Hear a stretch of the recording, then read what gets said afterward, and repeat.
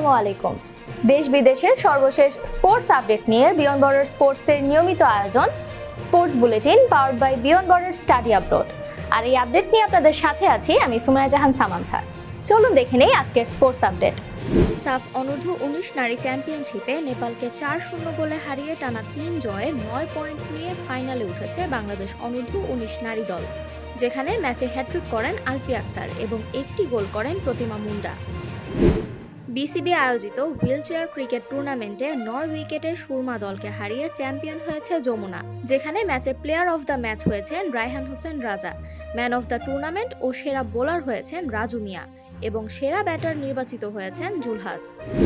কম্বোডিয়ায় অনুষ্ঠিত ITF Asia অনূর্ধ্ব ১৪ development championship tennis প্রতিযোগিতায় বালিকা দ্বৈতে কোয়ার্টার ফাইনালে উঠেছে বাংলাদেশ, যেখানে বাংলাদেশের মাস্তুরা আফরিন ও জান্নাত হাওলাদার জুটি লাওসের চান্থাফন ও ফমবং জুটিকে পরাজিত করে এ জয় নিশ্চিত করেন।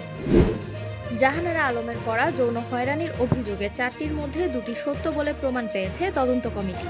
বিশেষ করে মঞ্জুরুল ইসলামের বিরুদ্ধে অসদাচরণ ও হয়রানির প্রমাণ মিলেছে বলে জানায় স্বাধীন তদন্ত কমিটি।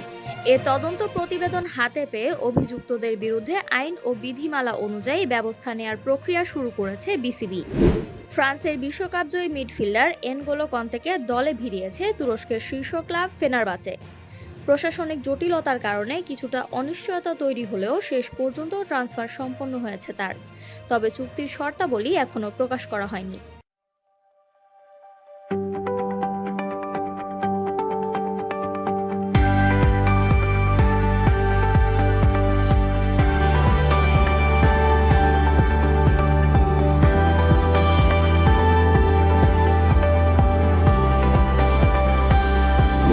টি-20 বিশ্বকাপে ভারতের বিপক্ষে নির্ধারিত ম্যাচ বর্জনের সিদ্ধান্তের পেছনে বাংলাদেশের প্রতি সংহতি মূল কারণ হিসেবে উল্লেখ করেছেন পাকিস্তানের প্রধানমন্ত্রী শাহবাজ শরীফ।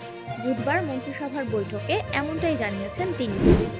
আল নাসেরের ব্যবস্থাপনায় পরিবর্তনের নিশ্চয়তা না পাওয়া পর্যন্ত খেলবেন না বলে অবস্থান নিয়েছেন ক্রিস্টিয়ানো রোনালদো এবং টানা দ্বিতীয় ম্যাচ বয়কট করেছেন তিনি।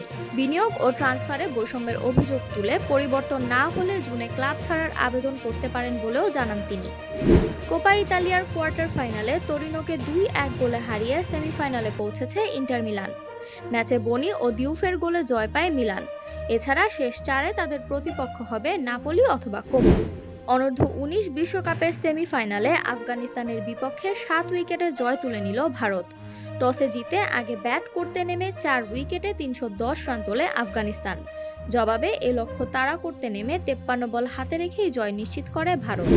কারাবাও কাপের সেমিফাইনালে নিউক্যাসলকে ২ লেগে ৫-১ গোলে হারিয়ে ৪ বছর পর ফাইনালে উঠেছে ম্যানচেস্টার সিটি। এ জয়ের ফলে ২০২১ সালের পর আবারও টুর্নামেন্টটির ফাইনালে ফিরল ম্যান সিটি। এই ছিল আমার হাতে থাকা সর্বশেষ স্পোর্টস আপডেট।